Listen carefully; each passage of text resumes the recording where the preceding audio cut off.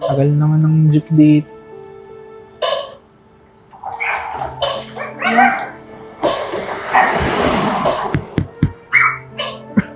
Babe, konting pangkain lang po. Gutom ka na? Gutom ka na? Mukha nga eh. Gusto mo pakain ko sa ito? Hingi ka sa akin ng barya. Ako nga nag-a-apply lang rin ako. Ha? Saka alam ko na yung modus nyo. Naka-wheelchair ka pa. Malamang di ka naman di ka naman pilay. O ano? Ano? Wala po, salamat po. Parang galit ka pa. Hindi. Hindi, parang galit ka eh. Sisira mo yung araw ko. Alam mo ba? Mag-a-apply ako ngayon sa POTG company. Eh, sigurado naman matatanggap ako dun kasi magaling ako eh. Tapos pag yaman ko, ikaw, ganun pa rin. Ganyan ka pa rin, pulubi ka pa rin. Kasi alam nyo kung anong problema sa inyong mga mahihirap? Tanong madali, tanong mo kung bakit. Tanong mo. Ano po? Tama, tinanong talaga. Tanga ka rin eh, no? Kasi sasagutin ko, problema sa inyo, hindi kayo nagamit ng utak nyo. O wala lang talaga kayo, no? Wala kang utak. No? Meron naman. O wala ka talaga, no? Wala kang utak. Ha? Patunugin nga natin. Oo, wala, oh. Walang utak. Ano? Ano? Manghingi ka pa? Manghingi ka pa? Tagal lang. Excuse me bakit ba't sinisigaw mo yung matanda? Naawa lang ako. Gusto ko ng tuluyan eh. Para mabawasan na yung mga kagaya niyang salot sa lipunan. Bakit may problema ka? Wala naman akong problema, pero kasi sana marunong ka na lang rumispeto kasi naglalakad pa lang ako, naririnig ko na sinisigawan mo, wala namang ginagawang masama sa'yo Sino ka? Sino ka dyan? Bayane ka? Ha? Matapang ka? Matapang ka? Hindi naman sa ganun. Ang pakiusap ko lang sana huwag mo naman ganunin yung matanda, nanghihingi lang naman ng barya. O anong pakialam mo? Ha? Anong pakialam mo? Ha? Bakit matapang ka? Matapang ka ba, ha? Hindi. O magsama kayo ng matanda, o magsama kayo dyan. Ano, mahirap ka rin? Ha? Pareho kayo yan eh, no? Mga wala kayong utak. Mag-a-apply ako, aplikante rin ako ngayon. Nag-apply ka ano? Saan? Janitor. O kung di janitor, office boy. Tama? Ano, tama? Oo na lang. Magsama na lang kayo ni nanay, oh. Tulungan mo siya, itulak-tulak mo siya, baka marami pang magbigay sa inyo. No? Alam, sinisira niyo araw ko eh. Lalo ka na, panira ka ng araw eh. Sama kayo niyan. Sama kayo niyan. Grabe naman yun. Nay, ayos lang po kayo? Ayos naman. Yun nga eh, napansin ko kasi parang gusto pa kayong saktan ng lalaking mayabang na yun. Sa totoo niyan, meron akong hindi lang barya, buo. Bibigyan kitang buo, pero pangkain. Di pa po kayo kumakain? Di pa. Ganito na lang. Naku, mag-a-apply pala ako. Anong oras na ba? Iwan ko pa yata yung... Para kasing malilate na po kasi ako sa a-applyan ko. Oo, sige na, okay lang. Baka Eh, malate ka. Sige, siguro papakiusapan ko na lang yung kaya sa ibang araw na lang ako mag-apply o hahabol na lang ako. Okay lang malate. Kain po muna tayo. Samahan na kita kasi baka mamaya may ganung klaseng lalaki na naman ng basto sa inyo eh. Doon po muna tayo sa may kwek-kwekan. Kakain po tayo doon, ha? Sige, salamat. Tulak ko po kayo, ha? Sige.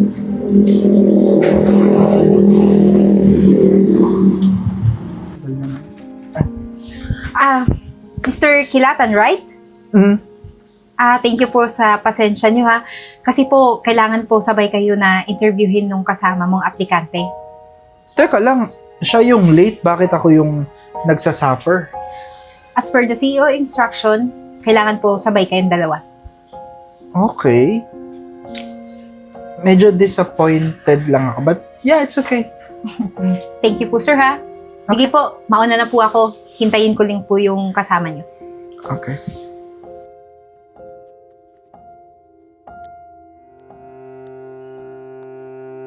Ang tanga naman tong kumpanya. Hoy! Ikaw yung kanina sa labas ah. Tikante ka?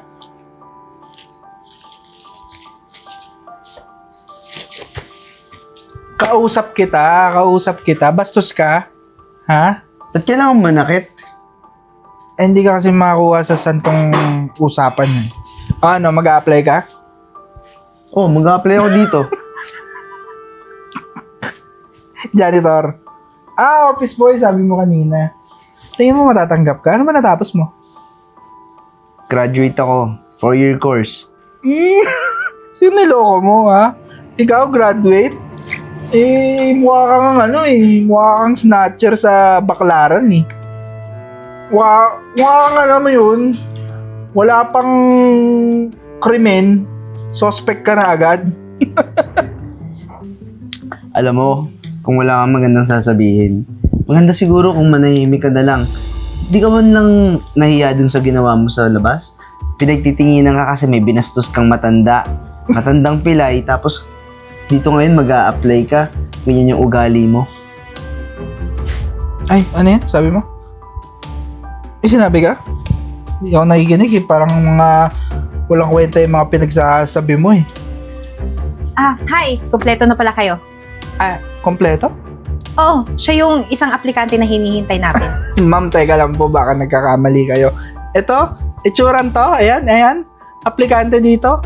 Oo, na-receive namin yung application Ma'am, ni sandali Mr. lang po ha. Sorry, medyo nababastusan po kasi ako. Kasi manager po yung ina-apply ang komposisyon. Kasi sasabay niyo ako sa nag-a-apply ng office boy. Tamo ang kapal-kapal ng dalang folder oh. Ano to? Isang buwan na biodata mo? I'm so sorry, Mr. Kilatan. I'm so sorry din. Nababastusan ako sa inyo eh. Pinag-antayin niyo ako, tapos ito aantayin niyo, sasabay niyo sa akin ng interview. Napaka-unprofessional naman ng company niyo. Sir, kung ayaw niyong application na to, pwede naman kayong umalis and automatic si Mr. Layog yung i-hire namin. Pero Hindi, okay na, sige na. okay. By the way, sir, I need to inform you na nakapasa na kayo sa first interview. Interview? Hindi pa po ako nai-interview. Hindi ka tinatanong. Hindi pa ako na-interview. What do you mean po? Nabasa niyo yung CV ko. Pagkakita niyo, feeling ko ito na yun. Ito na yung empleyado na gusto niyo. Hindi po ganun, sir. Actually, sabi ng CEO, pumunta na kayo sa opisina niya dahil doon na ang final interview niyo. Sige po. Okay? Sige po. Just proceed. After you, ma'am. Okay, thank you. Sasabay po kaming dalawa? Oo nga, tanga ka. Sige na. See you there. Ako muna. Sinama-sama pa dito. Ma'am. Ako na po yung aplikanteng hinahanap. Good afternoon, applicants. Teka, parang familiar kayo, ma'am. I think I've seen you maybe sa mall. By the way, ma'am, my name is Joshua. Ako po yung pinakamagaling na aplikante niyo ngayong araw. For sure, tatanggapin niyo na ako kasi ito po yung CV ko. Wag ka nang magsalita. Ito po yung sa akin. Pero parang... Mr. Josh? Yes po, ma'am. Graduate ako ng Lasal. Tapos may experience na po ako sa same industry. Hindi kagaya ng iba dyan. Napakagaling ng credentials mo. Napakatalino mong tao. Siyempre, ma'am. Kasi alam nyo, may motto ako na kapag hindi ko binigay yung 110% ko, hindi ko na lang dapat gawin yung bagay. Diba?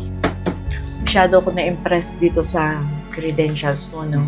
Pero, kung maaalala mo, itong folder na to yung ibinatok mo sa akin ng 3 beses, di ba? Sorry, ma'am. Ako? Nang bato? Oo. Teka lang, naguguluhan po ako. Wala po kasi akong binabatukan na kagaya nyo, mukhang mayaman. Never ko po yung gagawin sa inyo. Baka ma'am na guguluhan lang po kayo. Ikaw, naalala mo ko? Parang kayo po yung binigyan ko ng kwek-kwek kanina bago ako pumunta dito. Dahil naaawa ka sa akin. Dahil hindi pa ako kumakain. Opo, Dahil humihingi lang ako ng barya. Di ba? sabi ko na kayo yun eh. Correct. Teka lang, ito ba yung pulubi? na naka-wheelchair kanina, yung inaaway-away mo. Natandaan mo na? Natandaan mo na? Siguro wala na akong dapat sabihin sa'yo. Ma'am, I think pareho po tayong may mali sa sitwasyon na yun. Kasi una sa lahat, bakit po kailangan niyo pong magpanggap na pulubi? Nagpapanggap ako dahil kailangan kong kumuha ng mapapagkatiwalaan at mababait na tao. Ayokong magkakaroon ng kumpanya ko kahit bahid ng kasakiman, ng kasamaan, lalong-lalo na ng pag-uugali. Mabait naman po ako, lalo na kapag kakalebel ko o mas higit pa sa akin. Ang hinahanap ko kasi, dalawa talaga. Isang mapapagkatiwalaan dito sa kumpanya ko at kung pwede na rin, maging asawa na rin ng anak ko.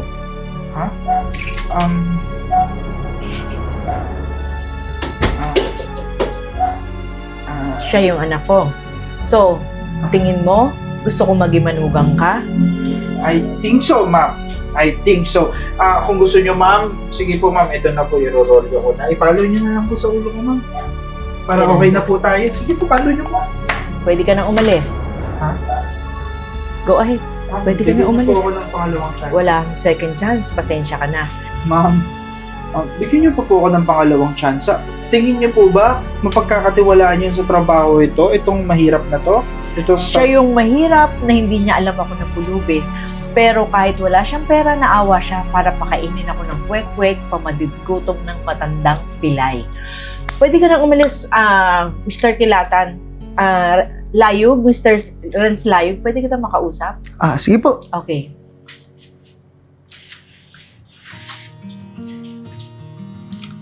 Narinig mo naman, na masyado kong humanga sa pagiging mabuti mong tao, yung marunong ka makipagkapwa.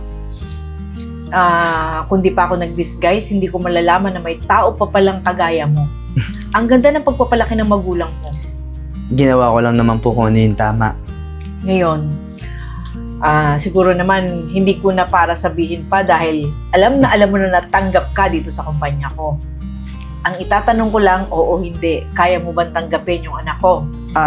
Hindi, sorry. Kayo na ang mag-usap tungkol sa bagay na yan. Hindi ko maintindihan kung... Ma'am, 10 years na rin po akong single. Parang itong anak ko, sabi ko talagang kailangan ko na ng apo. Renz. Eden, Nice siguro to meet naman you. nakilala mo ako kanina, di ba? Sa waiting area. Oo. Excited ako makilala ka pa. Paano, Renz? Kailangan na kita bukas. Ha? Pero sa ngayon, iiwan ko na muna kayo. Anak, bahala ka na rito sa ni Renz. Thank you.